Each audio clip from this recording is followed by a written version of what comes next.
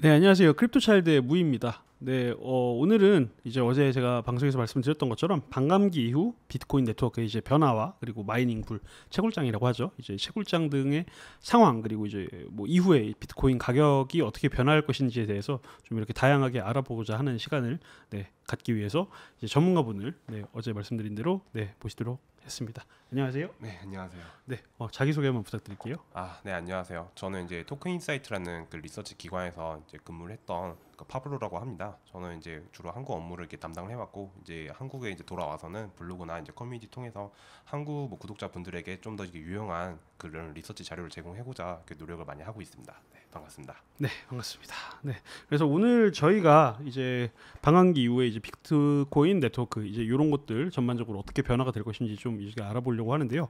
자료를 또 준비를 하셨죠? 네, 맞습니다. 마침 보니까 이제 2일 18시간 45분 남았네요. 그렇죠. 얼마 안 남았죠. 혹시 이전에도 이걸 겪어본 적 있으시나요? 반감기를? 저는 그때는 좀 많이 어려서 그때는 잘 몰랐어요. 2016년도에는 뭐 비트코인은 아예 몰랐었죠. 그 당시에는. 네. 이번이 아마 이제 제가 살면서 이제 맞아보는 첫 번째 반감기가 될 것 같아요. 어떠세요? 되게 개인적으로도 많이 호기심, 뭔가 네. 아시는 게 많다 보니까 또 기대가 되시는 것 같기도 할 텐데. 물론 이제 다들 이제 집중을 하는 게 가격의 부분일 것 같은데 네. 아무래도 뭐 여러 가지 최근 들어서 뭐 코로나니 또 반감기 이게 다 엮여 있어가지고 이번에는 매우 재밌는 상황이 이제 펼쳐질 거라고 생각합니다. 또 이유가 있을 텐데 한번 들어보기로 할게요. 네. 네, 자, 자료를 준비를 하셨는데 일단 한번 보도록 하겠습니다. 네, 한번 말씀 설명 좀 부탁드릴게요. 네, 뭐 일단 최근에 제일 이슈가 되는 것 중에서 일단 그거에 대한 자료를 좀 보강해주고자 이번 그래프를 준비를 해왔는데요. 일단 그 주황색 그래프를 먼저 이제 다른 것부터 설명을 해드릴게요. 네네. 네, 보라색 선 같은 경우는 그 비트코인의 개당 가격이죠. 네, 7,000달러, 뭐 9,000달러, 10,000달러까지 찍었다가 이제 최근에 또 갑자기 막 3,000달러대까지 내려가고 지금은 네 다시 또 10,000달러라는 고지를 향해서 열심히 이제 전진을 하고 있는 그런 모습이죠. 굉장히 드라마틱하게 올라갔죠. 3월 12일부터 지금까지. 네, 맞습니다. 네. 그리고 이제 그 밑에 이거는 뭐 무슨 색이라고 해야 될지 모르겠는데 이거는 뭐 초록색이라고 하죠. 네. 네. 초록색은 이제 비트코인 한 개를 생산하는데 드는 비용. 네. 음. 구성 같은 경우는 일단 뭐 85%는 전기료라고 산정을 하고 네. 아무래도 이제 전기료가 차지하는 비중이 굉장히 높죠. 네, 15%는 운영 비용. 일단 채굴기도 뭐 구매를 해야 되잖아요. 네. 네, 채굴기를 들어야 되고 또 이게 채굴기를 돌리는 그 인력 그리고 뭐 이 채굴기를 놓는 그 장소 이런 비용까지 다 합산해서 한 15% 정도로 뭐 가정을 하고 그리고 이제 세 번째가 전기료도 이제 국가마다 다르잖아요. 저희는 이제 보편적으로 뭐 한 0.04달러 정도. 네, 이거가 이제 킬로와트당 네. 0.04달러를 추산하고 있는데 아마 네. 이제 원화로 환산하면 한 50원 가량. 네, 그렇게 추산하고요. 네, 그래서 이제 뭐 보시면은 뭐 지금 최근 들어서 이제 비트코인 한 개를 생산하는데 뭐 네. S9 기준으로 네네. 이거 기준으로 생산하는데 드는 비용이 한 6,000달러 정도 계속 뭐 왔다 갔다 하고 있는 모습을 볼 수가 있죠. 네네네. 네. 그리고 이제 그 주황색 선 같은 경우는 예예. 이거는 이제 기준이 그 오른쪽에 있는 주축을 보시면 되거든요. 40%에서 뭐 마이너스 30%까지 나와 있는데 네. 이거 같은 경우는 이제 비트코인의 그 마진, 네, 하나 생산해서 이제 내다 팔 때 네. 드러나는 그 수익. 네, 이거는 이제 그 청색선 뭐 빼기 그 비트코인 가격 빼기 생산 비용 해서 이것이 이제 비트코인 그 채굴하는데 드는 비용에서 이렇게 차지하는 비중. 네, 볼 수 있는데 이제 뭐 저희가 그 4월달 그때 엄청 하락을 했을 때 그때 보시면은 얘가 뭐 3,000달러까지 내려갔잖아요. 2,000달러 밑으로 내려간 거죠. 결정적으로 마이너들은 이때 당시에 굉장히 큰 손실을 입었다고 볼 수가 있는 거죠. 이제 2월까지 너무 기뻤다가 이제 갑자기 또 하락을 맞이하게 되었으니까. 네. 네. 그렇죠. 네. 그때는 구동이 되었었나요? 채굴장들이 비트코인 네트워크를 계속해서 만들어가는. 그때도 계속 굴리고 있었죠. 굴리고 있었어요. 네. 손해를 보면서도. 네. 왜냐면 뭐 그분들이 이거를 채굴을 하자마자 파는 게 아니라 채굴을 했다가 킵을 했다가 나중에 뭐 팔 수도 있는 거고 그렇잖아요. 다만 전기료 같은 경우는 계속 생기는 거고 운영 비용은 계속 발생을 하니까 이제 그거를 마감을 하기 위해서 어느 정도 손해를 감수하면서도 그래도 현금화는 시켜야 되거든요. 그렇죠. 네, 운영을 함에 있어서 네. 그런 부분에서 이제 손실은 그때 입었다고 볼 수가 있는 거죠. 네. 그런 일이 있었군요. 또 S9에 대해서 뭔가 설명을 해주셨는데 비트메인의 기종이죠. 네, 채굴기. 맞습니다. 네네네. 그래서 현재 2016년에 나왔던 이제 모델이고 이제 지금까지 쓰이고 있는데 그러면은 이번 5월 12일인가요? 13일인가요? 그 반감기 이후에는 어떤 모델을 쓰게 되는 건가요? 계속 S9을 구동이 되는 건가요? 일단은 뭐 S9 기준으로 지금 채굴했을 때 그 채굴 비용이 $6,000가 됐다고 아까 말씀을 드렸잖아요. 예. 그러면은 만약 반감기가 되면은 이제 같은 전력을 쓰고도 채굴되는 그 비트코인 개수가 줄어드니 그렇죠. 결국은 비트코인 한 개를 채굴할 때 드는 비용이 2배가 된다라고 볼 수가 있는 거잖아요. 네네. 그러면은 기존은 지금 $6,000인데 일단 뭐 운영 비용은 고정이라고 두고 뭐 전기료가 이제 2배가 됐으니 여기서 이제 그렇게 하면은 반감기가 지나면은 S9 가지고 채굴할 때 비트코인 한 개 채굴하는데 드는 비용이 $10,000가 되는 거죠. 네. 그러면은 뭐 이 S9 가지고 채굴하는 분들은 뭐 채굴할 때 이 비트코인의 시장 가격이 $10,000 이상은 되어야 이 사람들은 이제 수익을 창출을 할 수가 있는 거잖아요. 그렇죠. 네. 근데 만약 $10,000 밑으로 간다. 그러면은 그분들 입장에서는 S9을 굴릴 이유가 이유가 전혀 없는 전혀 거죠. 없죠. 네. 그렇게 되면은 뭐 S9 밑에 그 효율 지닌 채굴기들은 다 도태될 것이다. 저희는 이제 그렇게 보고 있습니다. 그러면 새롭게 나온 모델이 혹시 준비가 되어 있나요? 당연히 되어 있을 거라고 생각을 하는데. 네. 네, 일단 이번에 뭐 비트메인 공홈을 보니까 S17까지 나와 있더라고요. 아, 네. 그래서 공식 홈페이지. 네. 네. 아, 그래서 뭐 S9 같은 경우는 효율이 이제 그 테라 해시당 뭐 90J를 갖다 쓰는데 근데 그 S17 같은 경우는 거의 효율이 한 그거의 한 3분의 1? 네, 더 최적화됐다고 볼 수가 있습니다. 네. 그러면 더 빨리 채굴을 할 수 있게 되는 건가요? 아무래도 뭐 뭐 성능도 그렇게 향상이 됐겠지만은 사실 이제 그 걔가 제공해주는 그 해시 파워보다 더 중요한 거는 이 채굴기가 얼마나 그 단위당 더 적은 전기료를 쓰냐. 전기료를 쓰는가. 네. 이게 뭐 보통 광고하실 때 얘는 해시 파워가 어떻습니다. 어떤 뭐 테라 해시를 가지고 있습니다. 이렇게 강조를 많이 하시는데 제가 볼 때는 그거보다 더 중요한 거는 일단 운영비죠. 운영비를 네. 축소하는 거죠. 고정. 네, 그렇죠. 아무리 파워가 좋아도 네. 결국은 전기료를 뭐 효율적으로 쓰지 못하면은 그 채굴기는 전혀 쓸 이유가 없는 거죠. 그래서 먼저 효율성을 입증하고 나서 그 다음에 이제 더 빨리 채굴을 할 수 있는지 없는지 그걸 이제 두 번째 단계로 보는 게 맞을 것 같습니다. S17 모델로의 변화가 네. 생긴다. 예, 그런 새로운 또 네, 이제 정보를 얻게 되네요. 19인지 17인지 19인지. 네, 한번 비트메인 홈페이지 한번 가보셔서 이제 열람하시는 것도 좋을 것 같아요. 네. 네. 알겠습니다. 그리고 또 다음 질문이 반감기 직후에 해시레이트 비율이 계속 유지가 될 수 있을까? 이제 요거에 대해서 또 궁금할 만한 내용이 생기게 되는데 한번 예를 들어볼까요? 지금 실시간 해시율 한번 비교를 해보죠. 네. 그러니까 최근에 점점 지금 해시율이 떨어지고 있는데 그렇죠. 140까지 올라갔었어요. 5월 3일. 그러니까 해외 기준으로 네. 해외 시간 기준으로 5월 3일 140 올라갔다가 137을 찍고 지금 다시 106 정도로 빠지게 되었는데 네. 이 어떤 해시율과 비트코인 가격이랄까요? 아니면 네트워크를 이렇게 만들어가는데 상관관계가 있을까요? 그렇죠. 큰 상관관계가 있죠. 음. 일단 뭐 해시 레이트의 가장 큰 상관관계는 이제 그 채굴기가 이제 몇 대가 돌아가고 각각의 이제 채굴기의 해시 파워가 얼마나 되냐 네. 여기에 따라서 결정이 되잖아요. 네. 근데 아까 말씀드렸듯이 반감기가 지나면은 그러면 이제 9세대들의 몇몇 채굴기들은 분명히 이제 도태가 될 텐데 네. 그러면은 이제 네트워크에서 돌아가는 채굴기 수량이 줄을 거고 예. 그렇게 되면 전체적인 해시 파워도 당연히 떨어지게 되므로 뭐 해시 레이트도 당연히 이제 반감기 이후는 계속 하락이 되게 되는 거죠.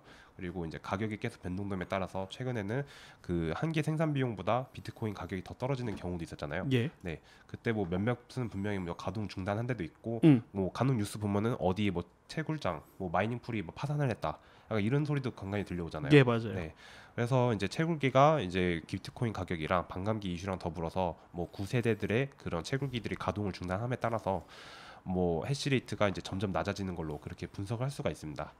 그러면은 지금 아직 그래도 2, 3일 정도 남았는데 네. 이 해시레이트가 정점이라고 판단을 해도 될까요? 이게 역대 올타임 하이잖아요. 네. 그렇군요. 일단은 그렇게 이해를 해보면 될 것 같습니다. 네. 자, 그리고 또 혹시 뭐 다른 내용들 좀 있을까요? 요거 말고도 다른 자료를 한번 볼까요? 이런 S9의 profitable 리딩, 네. 이 재산성이죠. 2016년도. 네. 이거는 이제 2016년도 기준으로 그때 당시 가장 성능이 좋았던 채굴기인 S9. 네. 그에 얘가 이제 생산해내는 그런 프로핏을 비교하는 자료고 이제 두 번째 아래 그래프 같은 경우는 S17 프로 그거에 얘네 그런 수익성을 체크를 하는 자료인데 그러면은 지금 뭐 예상된 거죠? 이제 3차 할빙 이후에. 아닙니다. 이거는 현재 진행형입니다. 아 현재 진행이에요? 네, 이미 1월서부터 쓰이고 네, 있는 1월부터 지금 4월까지. 아 죄송합니다. 네 혼선이 있었네요. 네, 괜찮습니다. 그래서 뭐 보시면은 이거는 이제 되게 그 시기별로 상대적인 기준이죠. 그 시기에 가장 최고의 채굴기를 썼을 때 나왔던 그 수익이랑 지금 현재 상황에서 가장 최고의 채굴기. 물론 지금 S19라고 또 업그레이드 버전 나와 있지만 일단 여기서는 이제 기존의 S17이 가장 좋았으니까. 네. 그래서 이제 하는데 일단 보면은 점점 올해 들어서 이 마이닝 업자들이 그 채굴기당 이제 수익 창출이 점점 낮아지는 모습을 보일 수 있어요. 그렇네요. 채산성이 네. 점점 떨어지는데요. 네. 그러면은 뭐 이거는 뭐 채굴 난이도가 상승한 거랑 그리고 이 채굴기의 성능이 이제 최적화되는 거랑 속도가 아무래도 그 채굴 난이도가 더 상승을 했다고 봐야 되는 거죠. 네. 네. 그래서 이제 뭐 마이닝 풀들은 점점 수익성이 낮아지는 모습을 보고 있다. 그렇네요. 네. 뭐 아주 혁신적인 채굴기가 나오지 않는 이상 네. 네. 여기에 수익성이 좀 개선되기는 많이 힘들 거다라고 볼 수 있을 것 같아요. 그럼 지금 이런 채산성과 비트코인 가격에 어떤 상관관계는 있을까요? 이거는 좀 많이 복잡한 문제인데 네. 일단은 뭐 아니면 이제는 정말 그 거래 시장에서의 네. 비트코인 가격이 이런 채굴의 영향력보다 더 중요해질 수 있다 이렇게 판단을 해도 될까요? 일단 뭐 채굴자 분들 입장에서는 점점 그 비트코인을 채굴함에 따라서 여기서 생기는 수익이 점점 줄어들 테니 그렇게 되면은 필연적으로 그 마이닝 수수료 있잖아요. 여기서 얻는 비중이 더 커질 수밖에 없거든요. 마이닝 수수료 단기적으로요. 네네네네. 네. 그렇게 될 거라고 보고 근데 가격 같은 경우는 아무래도 요즘 뭐 이슈가 많이 갈려 있다 보니까 네. 뭐 코로나 때문에 가격이 갑자기 하락해서 그 채산성이 뭐 그 제로를 넘어서 마이너스 떨어진 사례도 있었고 네. 그리고 점점 채굴하기는 더 어려워질 테고 네. 이러다 보니까 얘네들은 지금 자기의 그 재고를 어떻게 할까 계속 고민하고 있는 상황이잖아요. 여지껏 쟁여놨던 네. 비트코인들을 이제 어떻게 네. 그렇게 되면은 아무래도 방향성보다는 제가 볼 때는 이제 반감기가 다가오면서 네. 변동성이 조금 더 커지는 게 맞다고 보지 않나. 음. 네, 그게 더 맞을 것 같아요. 결국 그렇게 판단을 하는 건가요? 1차적으로 그들이 이제 시장에 매도할 어떤 네. 그런 타이밍과 함께 찾아올 변동성을 말씀하시는 거죠? 네, 맞습니다. 중요한 포인트네요. 그렇네요. 언제쯤 물어보세요. 뭔가 아시는 것 같은데. 저희도 뭐 계속 연구를 많이 하고는 있습니다. 네, 안 알려주시겠다고 이해를 하고요.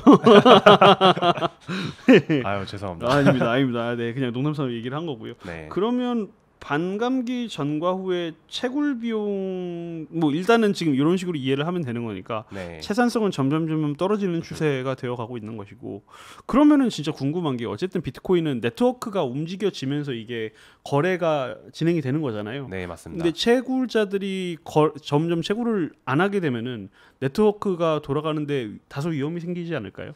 꼭 그런 거는 아니에요. 그러니까 뭐 채굴기가 많다고 해서 뭐 네트워크가 계속 안정적으로 유지된다고 보는 것도 아니고 네. 그렇다고 해서 뭐 갑자기 채굴기가 뭐 그 수가 줄어든다고 해서 네트워크 안정성이 뭐 떨어지거나 이런 건 아니에요. 복합적인 원인이 있는데 네. 일단은 뭐 네트워크에 생길 변화, 반감기 이후 그거에 대해서 논의를 해보자면은 네. 일단은 그 비트코인이 난이도 조정이라는 그 알고리즘이 있잖아요. 그렇죠. 얘는 이제 디피컬티. 네. 2016개 블록을 생성하는 걸 단위로 잡는데 네. 얘가 기준으로 잡는 거는 2016개의 블록을 생성하는데 들어가는 시간은 무조건 2주여야 한다. 이게 얘네의 전제예요. 근데 예를 들어서 갑자기 뭐 마이닝 풀의 그 해시 파워가 늘어나 가지고 2016개 블록을 채굴해야 되는 거를 갑자기 1주 만에 채굴을 해버렸어요. 네. 그러면 얘 같은 경우는 이제 알고리즘이 조정을 해서 그러면은 난이도를 2배로 조정해야겠다. 그럼 2배로 조정하면은 그 올라가는 해시 파워로 다시 채굴해도 또 2주가 걸리는 거죠. 그런 식으로 조정을 하게 돼 있어요. 그러면은 지금 현재 상황에서는 네. 일단 난이도는 어느 정도 좀 기간이 지나야 조정이 되는 거잖아요. 이렇게 2주 단위로. 그래서 그 난이도 조정이 오기 전에 어차피 해시 파워가 지금 하락을 할 거라는 거는 뭐 꼭 그렇다고 말할 수는 없지만은 매우 높은 확률로 해시 파워는 떨어질 거다라고 그렇죠. 볼 수가 있는 거잖아요. 네네네. 그러면은 사실 채굴 난이도는 변하지 않았는데 그 해시 파워가 하락을 했어요. 네. 그러니까 비유를 하자면 약간 이런 거예요. 뭐 운동회에서 내가 달리기를 하고 있는데 계주로 나가는데 옆에서 이제 경쟁하는 선수가 있어요. 얘는 나랑 똑같이 달리고 있는데 제가 지쳤어요. 해시 파워가 떨어진 거죠. 그렇죠. 네, 그러면 얘가 더 빨리 달려가는 것처럼 보일 거 아니에요. 네. 네, 마찬가지로 채굴 난이도는 변하지 않았으나 해시 파워가 떨어졌으니까 채굴자 입장에서는 이거 채굴하기가 더 어려워졌네. 네, 이렇게 볼 수가 있는 거죠. 네. 그렇군요. 이해를 했습니다. 요런 측면에서도 한번 설명을 해주실 수 있을까요? 그러니까 MRI를 뭔가 설명을 또 해주셨던 것 같아가지고. 네. 네. 일단 그 이거 지표 같은 경우는 그 바이트 트리라는 그 웹사이트에서 나온 지표인데 MRI라는 지표로 소개가 되어 있어요. 제가 방송에서 자주 보여드리는 거죠. 지금 요거 말씀하고 있는 거고요. 네, 이제 이전에는 맞습니다. 퍼스트 스펜드라고 적혀 있다가 지금 MRI라는 이제 용어로 바뀌었네요. 네. 그래서 뭐 가장 궁금해하실 분은 아까 그 지표에서 나온 그 홀딩 그리고 스펜드 이게 도대체 왜 숫자가 1로 기울어졌을 때 왜 갑자기 스펜드로 더 경향이 세지고 왜 갑자기 그 1보다 낮아졌을 때 뭐 홀드가 되는 거죠? 그쵸. 사람들은 분명히 이게 궁금해한단 말이에요. 네. 그러면 여기에 대해서 이제 설명해주자면은 MRI의 그 분모랑 분자. 분모는 일단 비트코인이 처음으로 쓰인 횟수. 그러니까 예를 들어서 어떤 채굴자가 10개 비트코인을 채굴을 했는데 이거를 다른 주소로 송금을 해버렸어요. 그러면은 그 first spend가 10이라고 보는 거예요. 네. 그래서 이제 이거는 그냥 사용했다고 보는 거죠. 처음으로 비트코인을. 네. 일단은 다른 사람의 계정으로 넘어간 거잖아요. 네. 일단 이거 하나로 보시고 그리고 분모 같은 경우는 비트코인 제너레이티드. 이거는 비트코인이 생성된 개수를 말하는 거죠. 네. 그렇다면은 뭐 비트코인이 사용된 개수보다 생성된 개수가 훨씬 더 많으면은 그러면은 이 채굴자들의 잔고는 계속 재고는 늘어나는 거잖아요. 쟁여놓는 거. 거꾸로 비트코인이 이 채굴자의 계정에서 다른 계정으로 넘어가는 개수가 생성된 개수보다 훨씬 더 많다. 그러면은 이분은 점점 자기의 비트코인 그 재고가 줄어든다라고 볼 수가 있는 거죠.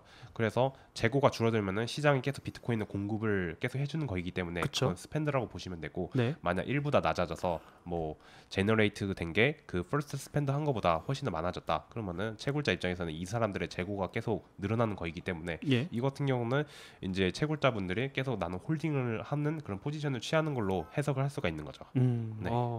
네, 이것도 되게 좋은 내용이네요. 네, 그래서 이 지표에 대해서 어떻게 사용을 해야 되냐라고 보시면은 여기 보시면 또 NWIX라고 또 다른 게 나와 있잖아요. 그 공식에서. 네. 여기 말이죠. NWIX요. 네. 죄송합니다. 네. NWIX면은 그러면은 여기서 1이라고 만약 입력했으면은 한 주 동안 사용된 비트코인 개수. 네, 2라고 입력하면은 2주 동안 이제 스펜드한 비트코인 개수라고 보시면 되는 거고요. 네, 그래서 이제 MRI를 이렇게 처음에 이렇게 창시를 하신 분은 한 2주에서 한 4주 정도로 잡는 게 이성적이다. 2주에서 4주. 네, 겨우 하루 가지고 이 채굴자분들이 어떤 포지션을 지금 하고 있는지 그거를 파악하는 거는 너무도 단기적인 방향성이기 때문에 그렇죠. 네, 그래서 뭐 한 길게 잡아서 한 2주 정도, 2주에서 한 4주 정도로 잡는 게 좋다. 그렇게 설명하시더라고요. 채굴장도 굉장히 여러 곳이 있을 거 아니에요. 대형 채굴장이 있고 중소 채굴장이 있고. 이제 이들의 정보가 공개를 하나요, 그들이? 우리는 얼마 어떻게 지금 쓰고 있다 이런 식으로. MRI의 기준이 그러니까 누구의 스펜드의 기준을 따라서 이게 잡히게 되는지 궁금해서요. 이거 같은 경우는 아마 그 채굴자들의 그 주소는 어차피 나와 있잖아요. 그들의 주소. 주소를 통해서. 굉장히 간단한 내용이었습니다. 저희 그 블록체인.com 들어가면은 또 이제 네. 그 계정별로 그 이체 같은 걸 다 모니터링 할 수 있잖아요. 네. 물론 이거를 직접 하면 굉장히 까다로워요. 허무하네요. 그래도 다행히 뭐 바이트 트리라는 이런 플랫폼에서 추적을 이렇게 해주고 있기 때문에 저희는 그래도 이렇게 편하게 볼 수 있는 거에 매우 감사하죠. 너무 좋네요. 이 MRI 관련돼서도 조금 더 자료가 있을 것으로 보이는데 혹시 좀 더 보여주실 만한 게 있을까요? 이거 같은 경우는 그 이런 것들 예를 들어서 일단은 얘부터 뭐 BSV 비트코인 SV부터 뭐 설명을 해드릴게요. 일단은 뭐 1보다 더 커질수록 더 짙은 파란색으로 돌아가고 빨간색으로 짙어질수록 뭐 이렇게 0.2 혹은 이제 1보다 더 낮아지는 방향성으로 가게 되는데 일단 얘 한번 보시고 BCH도 보시고 보면은 딱 봐도 변동성이 어느 게 더 높아 보이나요? 변동성은 파란색으로 가면 갈수록 더 떨어지고. 아니요, 그 BSV랑 그 BCH 비트코인 골드 비교해봤을 때 어느 게 더 변동성이 큰 것 같아요? 적색이요? 그냥 이거 전체적인 색상 그냥 이 그래프만 봤을 때 BSB가 훨씬 네, 변동성이 높아 보이죠. 변동폭이 높죠. 예. 네. 그러면은 얘 같은 경우는 보는 게 빨간색이 주로 위주로 되어 있잖아요. 그렇죠. 파란색이 적고 네. BCH 같은 경우는 그래도 나름 이 빨간색이랑 파란색이 번갈아 가면서 분포가 되어 있는 모습을 볼 수가 있고 네. 네. 그리고 그렇게 해서 뭐 BSV 같은 경우는 이제 한쪽으로 그 채굴자들이 포지션을 취하다 보니까 네. 변동성이 시장에서 커질 수밖에 없는 거죠. 음. 네. 그리고 BCH 같은 경우는 채굴자들이 계속해서 이제 그 포지션을 교체를 하다 보니까 이 사람들은 어느 정도 좀 밸런스를 맞추고 있다라고 보시면 될 것 같고요. 그럼에도 불구하고 비트코인이랑 비교를 해보면은 비트코인은 일단 색상 자체가 아까보다 엷잖아요. 진한 네. 색깔이 별로 없고 그렇죠. 그리고 파란색이랑 빨간색이 더 번갈아 있죠. 그래서 또 비트코인 골드랑 비트코인이랑 또 비교를 해보시면은 비트코인 캐시. 네, 네. 비트코인 캐시가 비교해보시면은 그래도 뭐 비트코인 변동성이 훨씬 더 낮아 보이잖아요. 그래서 맞죠. 좀 더 균형적으로 이루어지고 균형적으로 있고. 보이고. 그래서 MRI 같은 경우는 이게 뭐 한쪽 색상으로만 계속 표시가 되고 그리고 그 색깔이 계속 진하다. 그게 반복되면은 그러면은 그 코인의 그 변동성이 점점 커지고 있다. 혹은 변동성이 계속 크다라고 이렇게 말을 할 수가 있는 거고. 아, 색이 진하면 진할수록. 네. 색이 진하고 그 색깔로만 그래프가 계속 나온다면은 네. 요거를 혹시 지금 소스를 바이트리랑 토큰인사이트가 제공을 하셨는데 네. 요것도 좀 실시간으로 볼 수 있는 사이트가 있을까요? 이거는 실시간으로는 혹시나. 뭐 그래프는 보기는 힘들 것 같아요.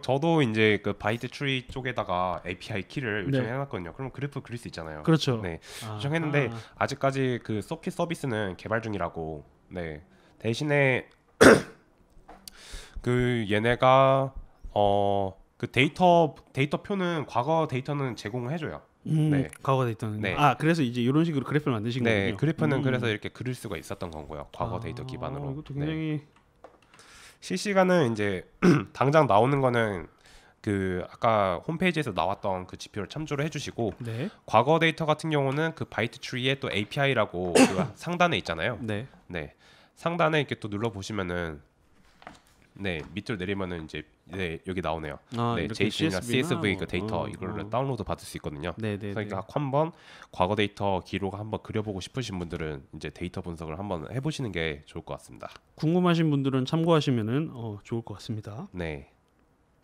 자, 좋습니다. 지금 여러 가지 이야기를 나누고 있는데 그럼 반감기 이후에 비트코인 가격에 대해서 솔직히 궁금해하지 않을 수가 없거든요. 그러니까 네. 많은 분들이 또 이제 알고 싶어 하실 거고 어떻게 예상을 하고 계시는지. 그러니까 이거는 한번 차트로 보죠. 그러니까 저도 한번 찾아봤던 부분이긴 한데 BLX로 볼까요? 네, 브레이브 뉴 코인 이게 역사가 기니까 2016년 7월에가 반감기였던 것 같아요. 2016 그죠? 네. 2016년 7월. 네, 7월 9일이었나? 정확히 기억은 안 나는데 이때죠. 이 어딘가였고 여기서 이제 이렇게 빠지게 되는 날짜를 미리 알아봤어야 되는데 미안합니다. 자, 할빙 2016 비트코인 왜 나오진 않지? 2016 비트코인.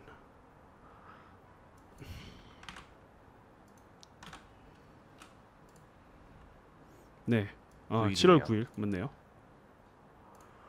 자, 7월 9일 이때 이후로